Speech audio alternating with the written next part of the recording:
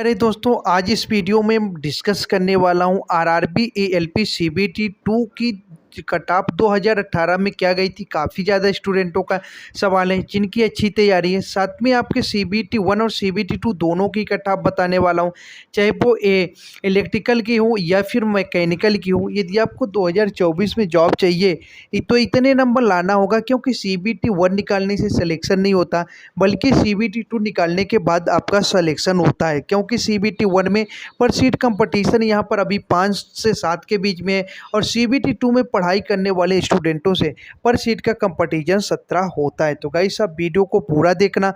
यदि आप पूरा नहीं देखेंगे तो आपको चीज़ें समझ में नहीं आएगी और बाद में आपको पछताने के अलावा कुछ भी नहीं मिलेगा। और कोई मन में सवाल आता है, आप कमेंट बॉक्स में कमेंट कर देना। यहाँ पे सबसे पहले हम यदि बात करें कि 2018 में क्या गई थी, और फिर आपको मैं 2014 की भी कट ऑफ दिखाऊंगा, और दिखाऊंगा 2018 और 2014 की कट ऑफ में कितना ज़्यादा डिफरेंस होता है।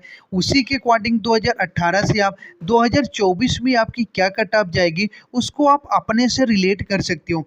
तो ये आपके लिए मैकेनिकल के डिपार्टमेंट के, क्योंकि इलेक्ट्रिकल की अलग कट ऑफ आती है और मैकेनिकल की अलग कट ऑफ आती है। तो इसीलिए कुछ होता है, स्टूडेंट कट ऑफ तो क्रैश के लाते हैं लेकिन उनका सिलेक्शंस नहीं होता, क्योंकि वो अलग अलग डिपार्टमेंट से होते हैं।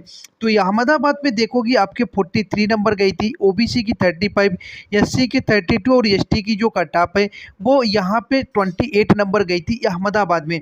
ये आपकी 2018 की कट ऑफ है। अजमेर की देखेंगे तो अच्छी खासी कट ऑफ गई थी, इस बार भी अजमेर की अच्छी खासी कट ऑफ जाने वाली है। यहाँ पे देख पाओगे, केवल हम जनरल कैटेगरी की यहाँ पे कट ऑफ की बात करेंगे। अजमेर की यहाँ पे 40 गई थी। अजमेर में 2 जोनों में होता है आपका एग्जाम। इलाहाबाद की देखोगे यहाँ पे 42 गई थी। बंगलौर की बात करेंगे 45, भुवनेश्वर की बात करेंगे 40, चेन्नई की बात करेंगे 51, और यहाँ पे चेन्नई की 47, गुवाहाटी की बात करोगे 40 नंबर। गुवाहाटी की भी कट ऑफ देखो इस बार थोड़ा सा ज़्यादा ही गई थी। अक्सर गुवाहाटी की कट ऑफ 30 के 36 से ही जाती है, इस बार थोड़ा सा ज़्यादा गई। वहाँ पर जम्मू एंड कश्मीर की देखोगे तो आपको 40 नंबर कट ऑफ गई थी। वहीं पर मैकेनिकल डिपार्टमेंट में अलग जोनों में बात करें, कोलकाता की 43 गई थी। यहाँ पे कोलकाता की 41, मुंबई की 44, मुजफ्फरपुर की 42, मुजफ्फरपुर की यहाँ पे 40, पटना की 48। तो गाइस, इस बार पटना की बहुत तगड़ी कट ऑफ जाने वाली है, क्योंकि आपको 700 पर सीट कंपटीशन होने वाला है। जो आपका वैकेंसी इंक्रीज नहीं हुई थी तब जो है, तो आपके लिए जो नंबर ऑफ कंपटीशन था फॉर्म अप्लाई हुए थे उसके अकॉर्डिंग सिकंदराबाद की 49, यहाँ पर सिकंदराबाद की 40, सिल्लीगुड़ी की 40। सिल्लीगुड़ी और गुवाहाटी दो ऐसे जोन हैं जहाँ की कट ऑफ बहुत ही कम जाती है।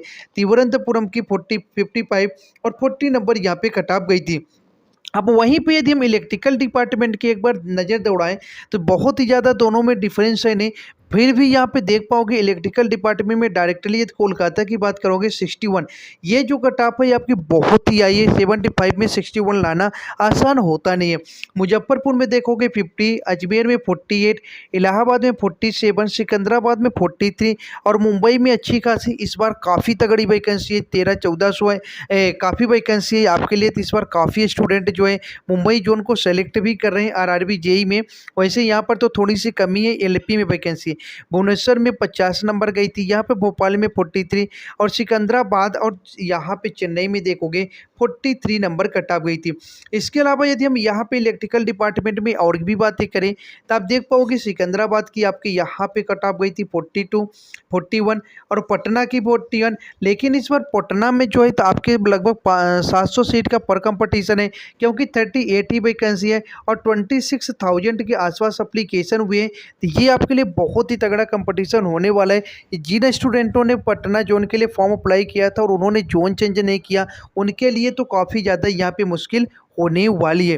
कोलकाता में 40, मुजफ्फरपुर में और यहाँ पे पटना में 40 नंबर कटा गए। सबसे इम्पोर्टेंट होता है हमारा जो मिनिमम क्वालिफाइंग मार्क होता है, वो हमारे लिए बहुत ही इंपॉर्टेंट होता है। तो जैसे यदि आप जनरल कैटेगरी से बिलोंग करते हैं तो 40 नंबर लाना होगा, और 75 का यदि 40 नंबर देखोगे तो 30 होता है। यदि आपकी कट ऑफ कितनी भी कम जाए, लेकिन जनरल में यदि आपके 30 से कम नंबर जाएंगे आपको सिलेक्शंस नहीं किया जाएगा, क्योंकि मिनिमम क्वालिफाइंग मार्क है। काफ़ी स्टूडेंटों को नहीं पता रहता है। ओबीसी की 30% होती है, जिसका 22.5 नंबर, और एससी का और एसटी का 18.75 नंबर यदि आता है तो आपका सिलेक्शन इससे ऊपर रहेगा तभी होगा, क्योंकि एसटी की आप देखते होगे 25 नंबर 24 नंबर ही कट ऑफ जाती है 75 में, कई जोनों में यहाँ पे आपको दिखा दिया। अब यहाँ पे बातें आती है कि भाई CBT 2 की हमारी कट ऑफ क्या जाती है। तो सबसे पहले CBT 2 की हम यहाँ पे मिनिमम क्वालिफाइंग मार्क देखें। जनरल में आपको यहाँ पे 40% लाना पड़ता है, यहाँ पे 30 नंबर होगा। ओबीसी और एससी में यहाँ पर वही 30% जो है 25 होगा, और 18.5 नंबर के आसपास 25% एसटी में होगा।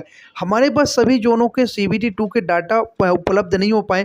तो गाइस सब CBT 1 और CBT 2 में देखोगे बहुत ही ज़्यादा डिफरेंट आपके कट ऑफ पे नहीं है, क्योंकि एक चीज़ आप समझो, जैसे आप CBT 1 की बात करोगे तो आपका पर सीट का कंपटीशन, यदि मान लो कहीं पर यहाँ पर 90 है आपका पर सीट का कंपटीशन और 15 टाइम बुलाया जाता है, तो आपको 6 स्टूडेंट पर सीट का कंपटीशन हुआ, जिसमें आपको भी पता है 50 से 60% ही स्टूडेंट यहाँ पे जाते हैं एग्जाम देने।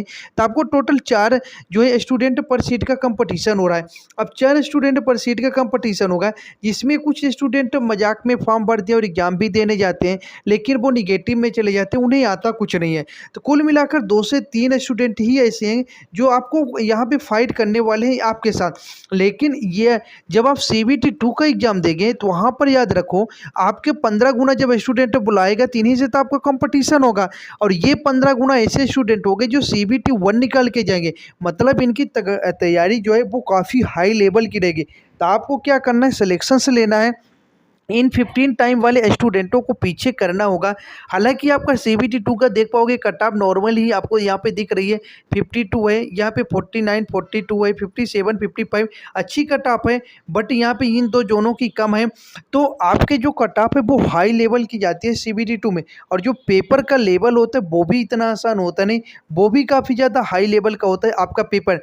तो आप इन चीज़ों को ध्यान में रखो। साथ में वहीं पर हम डॉक्यूमेंट वेरिफिकेशन 2014 की कट ऑफ दिखा देता हूँ, क्योंकि उससे भी कुछ एनालिसिस आप करोगे भाई लास्ट में हमारी एक और बनती है। तो देखो आपके लिए 59 63 नंबर तक आपकी कट ऑफ जो है, और यहाँ पे 67 नंबर तक आपकी कट ऑफ, 71 नंबर, ये नॉर्मलाइजेशन के बाद इतनी हाई चली गई। अभी हमें थोड़ा सा कन्फ्यूजन है कि 2014 में आपकी कट ऑफ जो है वो 75 नंबर में बनी थी या फिर जो है तो 100 नंबर में मिली थी, ऐसा कोई डाटा में मिला नहीं। तो ये थोड़ा सा कंफर्म कर पाना हमारे लिए टफ लग रहा है।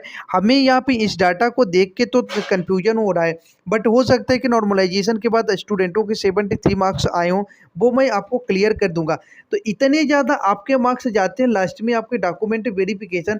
आपका मेन मोटिव क्या होना चाहिए, ये वाला कि भाई हमें डॉक्यूमेंट वेरिफिकेशन में जाना है, क्योंकि आप CBT 1 निकाल लिए तो कोई नहीं मिलने वाला है कुछ भी, CBT 2 भी निकालते हो और नॉर्मल आप निकालते हो 1 नंबर 2 नंबर ज़्यादा, तो फिर साइको टेस्ट के बाद यहाँ पे आने में आप छट जाओगे।